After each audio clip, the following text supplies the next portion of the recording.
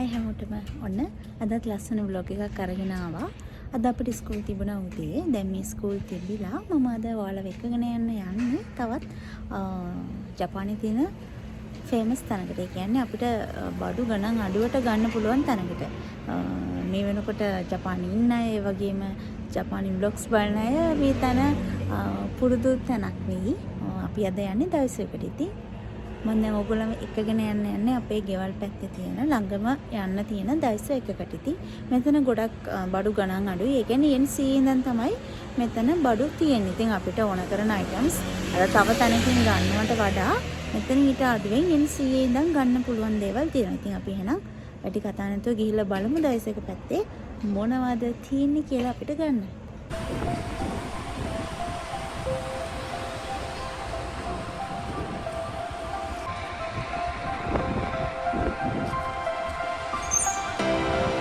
මේ දැන් සීත කාලේ ඉවර වෙලා රස්න කාලේ පටන් ගන්න යන්නේ. ඉතින් ඒකෙන්ද අර කලින් අපි එද්දි තිබුණු සීතල දැන් නැහැ.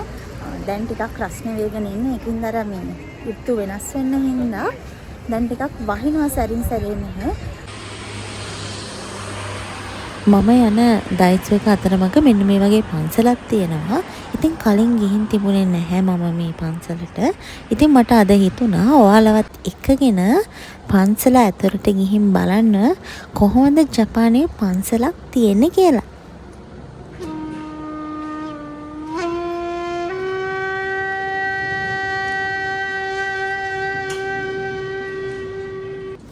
මමත් මේ ජපානයේ පන්සලක් අතරට ගිය ෆස්ට් ටයිම්. ඉතින් මමත් මේ ගැන ලොකු විස්තරයක් දන්නේ නැහැ. අපි ගිහිල්ලා බලමු කොහොමද ජපානයේ පන්සලක ඒ තියෙන ස්වරූපේ තියෙන්නේ කියලා. මේ පන්සල තියෙන්නේ ඔසකාවල තියෙනවා කොරියා ටවුන් එක කියලා පැත්තක්. ඉතින් හරි ප්‍රසිද්ධයි. ඉතින් මේ කොරියා ටවුන් එක ඇතුළෙම තමයි මේ පන්සල තියෙන්නේ. කොරියා ටවුන් එක පැත්තේ එන කෙනෙක් ඉන්නවනම් එයාට පුළුවන් මේ පන්සල පැත්තෙත් ඇවිල්ලා යන්න. මේක සචේ ඉනරි ශ්‍රයින් එක. ඉනරි කියලා දෙවි කෙනෙක් ඉන්නවා. වගාවට, ගනුදෙනු වලට, සල්ලි වලට, ව්‍යාපාර වලට උදව් කරන කෙනෙක්. ඉතින් මේ අවට ඉන්නෙත් කොරියා ටවුන් එකේ ව්‍යාපාර කරන අය. ඒගොල්ලෝ මෙතනට ඇවිල්ලා ඩේලි ප්‍රේ කරන තැනක්. ඒගොල්ලන්ගේ ව්‍යාපාර දියුණු වෙන්න කියලා ඩේලි ප්‍රේ කරන්න එන තැනක් තමයි මේ ශ්‍රයින් එක. ඔයාලට අර ඈතින් පේනවා ඇති කොහොමද යාලා ඒ වන්දනාමාන කරන විදිහ. හරි දැන් අද අපි ආවේ දයිසෝ එකට යන්නනේ. ඉතින් ඒකින්ද තවත් වෙලාව යන හින්දා අපි ඉක්මනට යමු ඒ පැත්තට.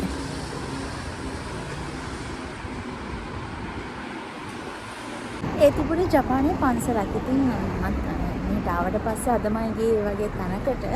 ඉතින් ඒගොල්ලන්ගේ එකන හරි සාමකාමී හරි නිහඬ විදියට තමයි එතන තියෙන්නේ. ඉතින් හරි ලස්සන තැනක්.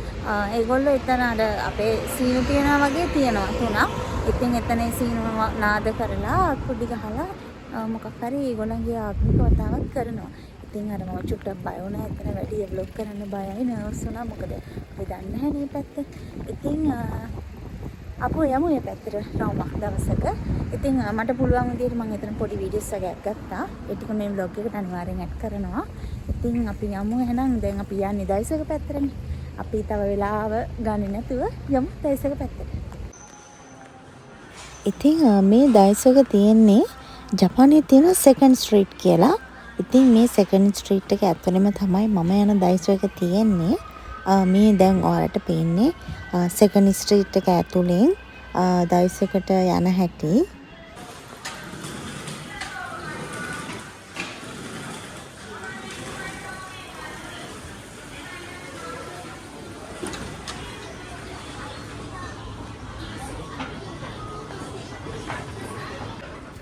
ඔන්න ඉතින් දයිසෝ එකට ආවා. මෙතනට ආවම නම් ඉතින් ගන්න ඕන නැති දේවලුත් ගන්න තැන. සෑහෙන්න බඩු තියෙනවා. ගොඩාක් දේවල්.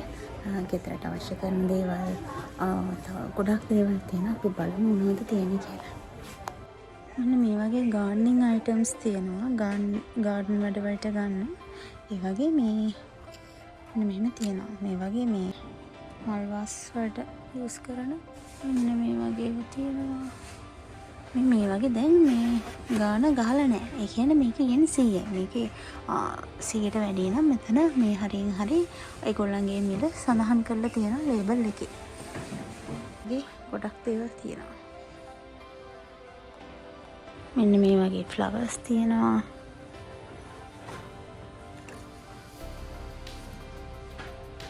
මේවත් 100යි.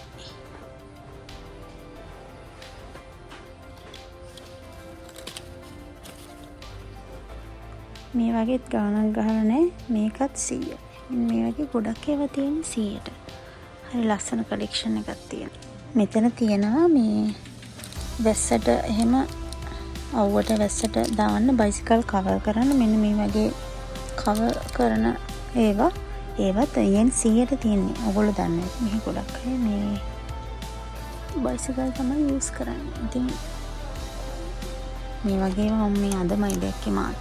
ආවට කියන්නේ ලොකුවට දැක්කේ නෑ. මම දැක්කේ අද. ඉතින් අලුතෙන් ආපු කෙනෙක් ඉන්නවා නම් ඔයාලගේ බයිසිකලයට කවර් එකක් ගන්න දයිස් එකට ගියොත් 100ට ගන්න පුළුවන්.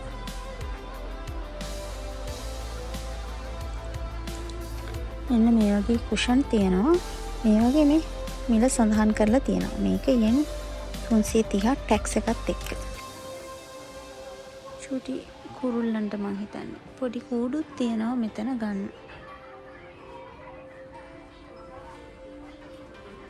බෙල්ට් තියෙනවා. මෙන්න මේ බෙල්ට් එක yen 100යි. මේ මම මේ අතෙන් අල්ලගෙන ඉන්න මෙන්න මේ බෙල්ට් එක yen 100යි.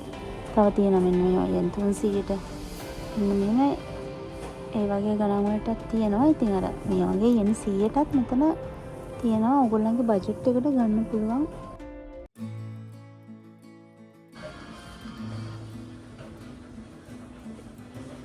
මෙන්න මේ වගේ මේස් කලෙක්ෂන් තියෙනවා. මේවත් yen 100යි. මේ වුමන් ඒවා තියෙනවා. මේවා yen 100යි. මෙතන තියෙනවා ස්ලිපර්ස්. ඉතින් මෙතන yen 100 ඉඳන් තියෙන ඒවා තියෙනවා. ඒකට වගේ දාන්නත් හොඳයි. මේවත් වෙන්නේ රුපියල් 100. ළමයි මෙන්න මෙතන තියෙනවා මෙන්න මේ වගේ වේෆර්ස්. මේවා දෙකක්ම වෙන්නේ yen 100. ටැක්ස් එකත් එක්ක 108යි. ඉතින් මෙතනට ආවම මෙන්න මේ වගේ දේවල් ඔයගොල්ලන්ට අඩු මුදලට ගන්න පුළුවන්.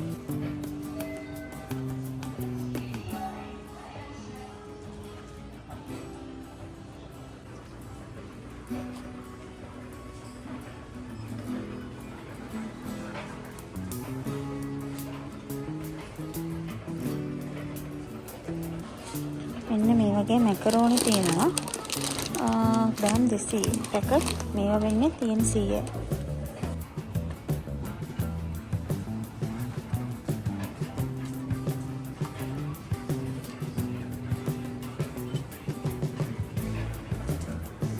ගෑනු ළමෙක් වුණාම යන්න ආසව පැත්තක්. ඉතින් කොස්මෙටික්ස් අයිටම්ස් පවා මෙතන තියෙනවා.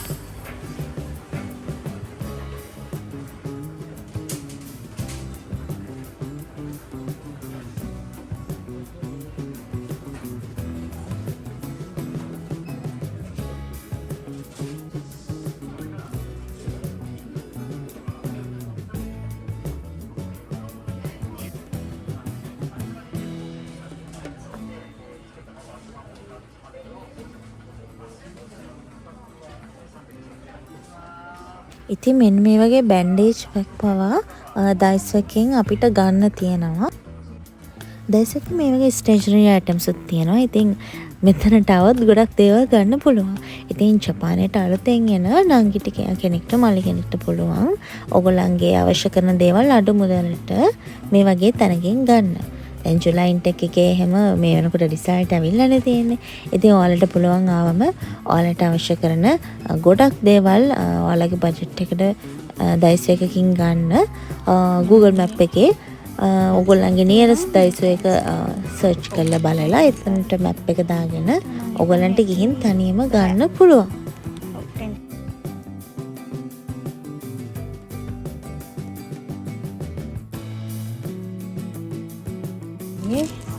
ෆයිල් තියෙනවා මේ පැක් එක ෆයිල් තුනක් තියෙනවා.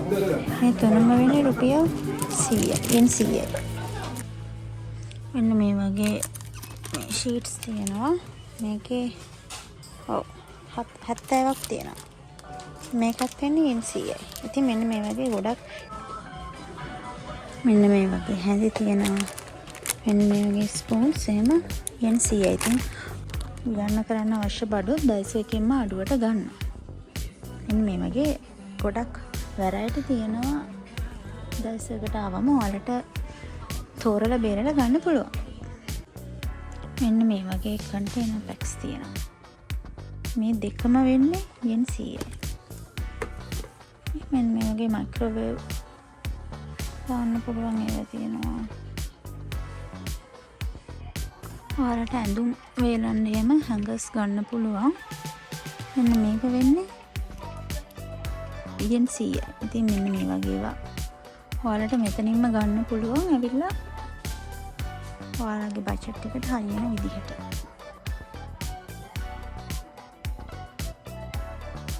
මේ රෙදි වලට අර ගන්න කට් තියෙනවා.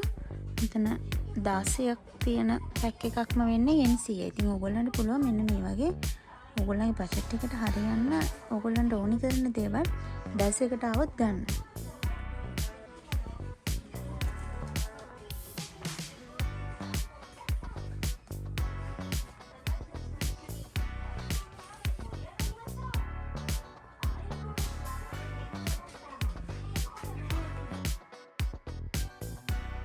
මෙන්න ළමයි අපි අර ලංකාවේ තියෙන කොහු බ්‍රෂ් අන්න ඒ වගේ ඒවා තමයි මේ තියෙන්නේ.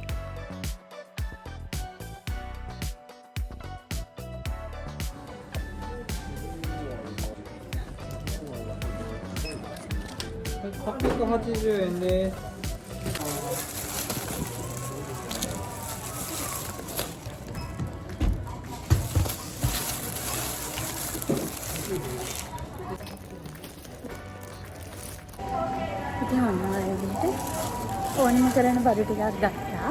මේ ටික මට අත්‍යවශ්‍යම හින්දායි ගත්තේ. ඉතින් දැන් පොඩි බඩගින්නක් තියෙනවා. මොකද දවල්ට මොකොත් කෑවේ නැහැ. අපි දැන් යන්නේ මැක්ඩොනල්ඩ් එක පැත්තට. ඉතින් මේකත් ජපානයේ ටිකක් අඩුවට කන්න පුළුවන් තරම් තමයි මැක්ඩොනල්ඩ් එක කියන්නේ. කියන්නේ බර්ගර් එකක් ගන්න පුළුවන් $190කට. ඉතින් ඒකෙන්ද පොඩ්ඩක් බඩගිනි. පහිම අපින් දාපෝ පහිම යන්නත් තියෙන හින්දා චුට්ටක් මැක්ඩොනල්ඩ් එක පැත්තේ ගිහලා මොනවා හරි කාලම යමු.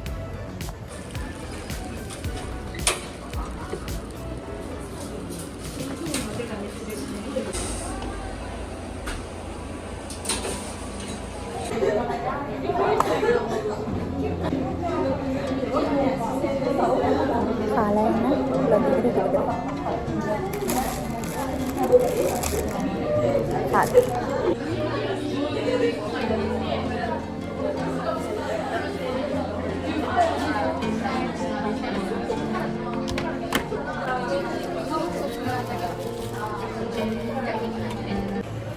මෙහෙ එහෙම තමයි. මොනවා අපි අර කාපු දේවල් ඒ ට්‍රේ ඔක්කොම අදාළ තැන් වලට ඒ ඩස්බින් වලට දාලා ඒක ක්ලීන් කරලා එතනින් තියලා තමයි යන්න ඕන.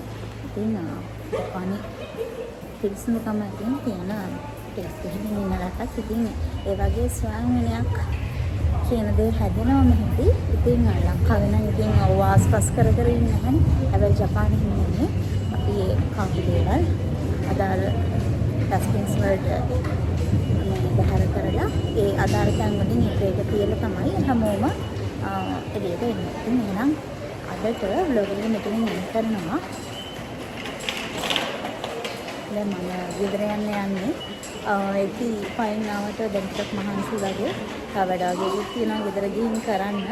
ඒකින්ද ට්‍රේන් එකේ යනවා ගෙදර. ඉතින් එහෙනම් අදට මේ vlog එක මෙතනින් එන්න කරනවා. මේ වගේම තවත් ලස්සන vlog එකක් අරගෙන අපහු වෙන්න හැමෝම පරිස්සමෙන් ඉන්න.